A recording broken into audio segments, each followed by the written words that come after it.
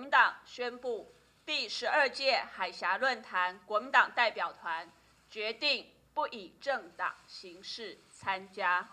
那我想，国民党呢，之前是基于要为两岸和平对话来开一扇窗，也为了促进民间的互惠交流，所以原本呢，我们预定在9月8号，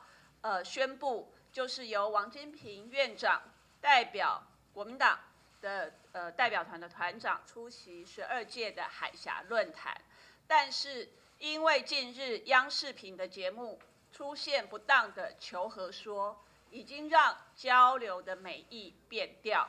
所以衡量目前两岸的整体气氛，其实不利双方的交流对话。国民党宣布第12届海峡论坛国民党代表团决定不以政党形式参加。那两岸关系目前其实非常的复杂而敏感，任何不当的评论或行为都足以让累积不易的善意跟互信受到严重的伤害。国民党我们主张两岸应该基于对等跟尊严来交流，未来仍然会持续为两岸交流对话来努力。那大家都知道，海峡论坛它本来就是民间交流的活动，所以如果有其他的党员是用个人的身份去出席的话，那本来这个已经是施行有长达12年的活动，他们还是可以用个人的身份去出席。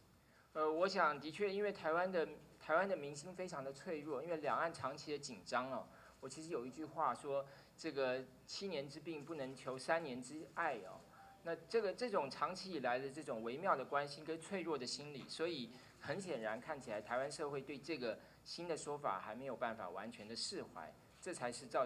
是我们最后改变决定的这个原因。